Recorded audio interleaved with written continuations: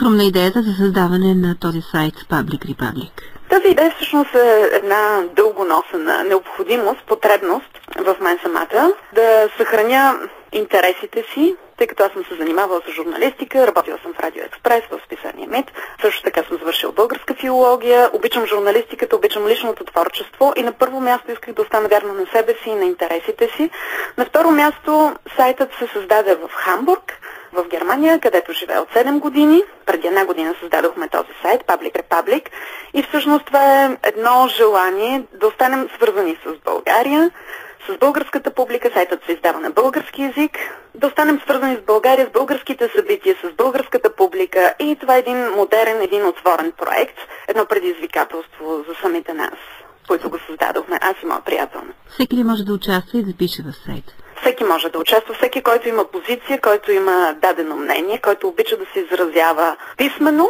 Така че добре дошли са всички, които искат да направят своя опит в журналистическата сфера. Млади автори са поканени. Това е един проект, който е представител на така наречената гражданска журналистика. Тоест, разрушава се тази класическата рамка между редакция и автори. При нас редакцията има по-скоро координираща роля. И всеки един, цялата публика, всеки един човек, който има интереси, който има дадена позиция, който иска да аргументира, да изрази мнението си, е добре дошъл, и затова този сайт е Public Republic, един сайт, който се пише от самата публика. Всъщност какво се получава? Вече няма лидери на оформяне на общественото мнение. Всеки може да участва, всеки може да се превърне в лидер. Твърде демократично.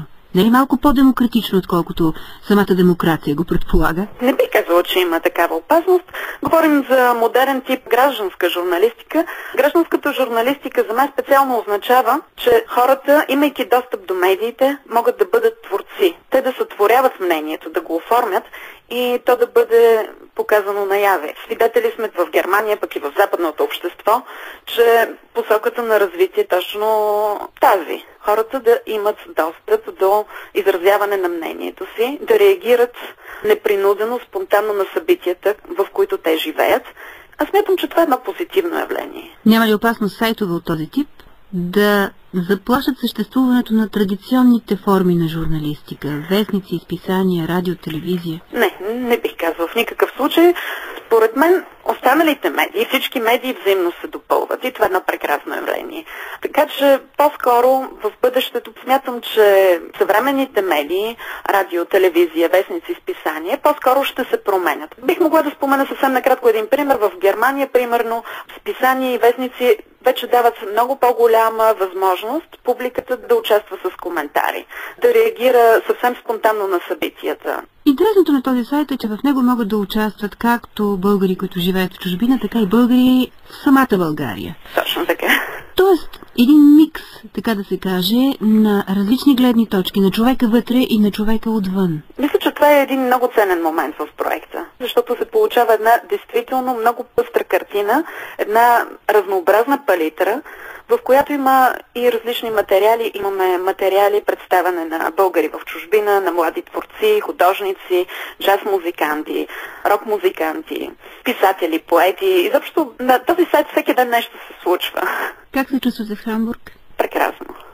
Вие сте в Хамбург, но сте и в България. Точно така. По този начин се съхранява връзката с България, с българите, с случващото се в България, но, знаете ли, запазва си една гледна точка, която е и малко отстрани, която ни помага да оценим нещата по-добре. Аз смятам, че винаги един опит в чужбина е позитивен и дава възможност на човек да оцени какво има, какво носи, кое е индивидуалното, оригиналното у него, като усещане за родност и съответно да го изрази.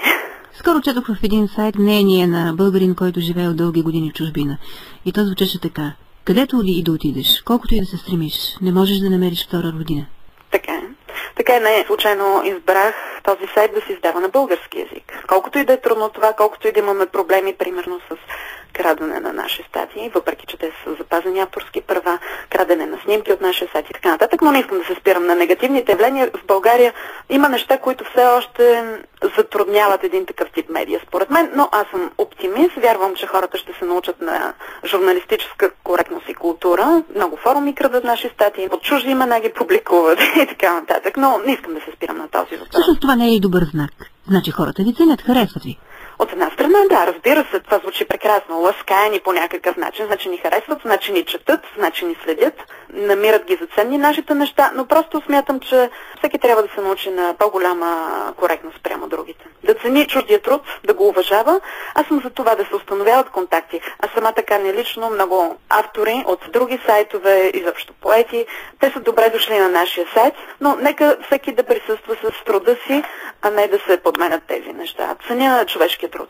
Как намирате време и за сайта, и за работата си? Смятам, че човек, когато обича нещо, намира винаги време за него.